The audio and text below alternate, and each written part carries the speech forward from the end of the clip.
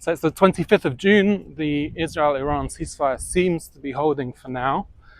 There was an incredible quote, though, from President Trump just before he was going to board Air Force One. And the quote was, and I'll repeat, we basically have two sides that don't know what the F they're doing. And I'll repeat, we basically have two sides that don't know what the F they're doing. Now, this is an incredible statement for numerous reasons other than the use of a swear word. And to a large extent, they may be excusable by anger, frustration, and lack of sleep. But to use this equivalence between Israel and Iran, and as if they're Russia, Ukraine, or as if they're India, Pakistan, where you're kind of putting them on similar levels, like similar equivalences. I mean, it's just astounding. So Israel has been a strong American ally for decades. Iran has sponsored terrorism. It's killed American civilians and soldiers. It's created all sorts of havoc and chaos around the world. So, I mean, the equivalents and discussing them as if they're, I mean, at the NATO summit, they used the analogy of like disciplining two children, right? And I've used this comparison before as like Israel being a kind of child to America, but Iran as a child to America. I mean, if Iran was a child to America, it would have been disowned many years ago. You don't kill American civilians and American soldiers over decades and still be deemed an American child, right? I mean, it's astounding.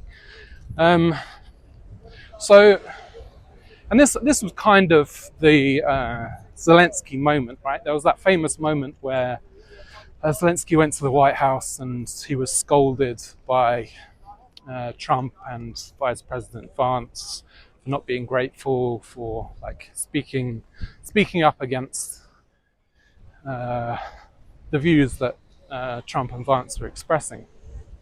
And Zelensky's in a very difficult position in that he is almost entirely dependent on the United States for Ukrainians' defense in their war against Russia.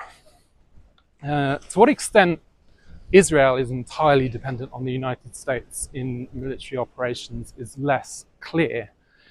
I certainly think that Israel has the potential to, in the coming years and decades, to not be as dependent on the United States as, say, Zelensky and Ukraine are.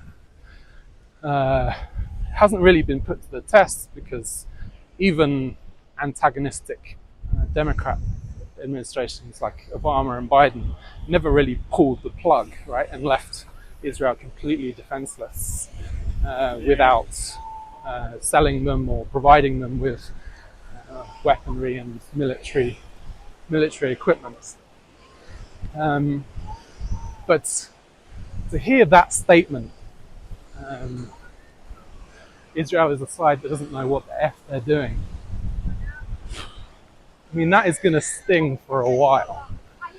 Now, that's not to say that Israel hasn't had a large number of significant wins in this Iranian war, and that perhaps it was time to consolidate those wins and see where the land lies, see how much damage was done to the Iranian nuclear sites, etc., etc. Personally, I think that the job is not complete until there's a regime change in Iran. There's just been too much chaos and death and terrorism and Iranian proxies causing huge loss of life to Israel and Israeli soldiers. I think there's too much water under the bridge that Israel will accept the current Iranian regime, current Ayatollah, to stay in place. So then the question becomes, well, how determined are the Americans that it stays in place? And will, after the dust has settled, after Trump's done his victory lap, whether they'll be open to a change of regime in Iran? But this comparison of just two kids fighting, like Israel and Iran fighting, is astounding, right? I mean, they're discussing at the NATO summit. Trump's alluded to it in his sweary statement. I mean, this is going to sting for a long, long while, and I hope, I want America to succeed. I want Israel to succeed. I think they can be allies for decades, if not centuries. But it is unacceptable, and it should be unacceptable for Israel and Israeli politicians and diplomats to be spoken as if they're just leaders of Iranian terrorist groups. I mean, that is unacceptable. So yeah, we shall see.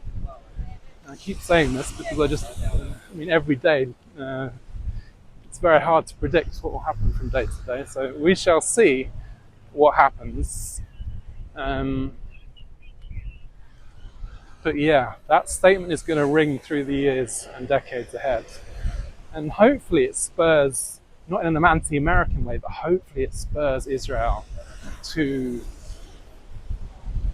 not have this policy of a Zelensky-style dependence on America, right? The more you can provide for yourself, the more you have options. Just tripped over there. The more you have options, the more you don't have to be entirely dependent on one nation state, especially in the future where there almost certainly will be Democrat administrations like Obama and Biden. You've got to get yourself in a position where you're not entirely dependent on one nation state. And hopefully Israel won't be in a position so that it's spoken to in those terms again.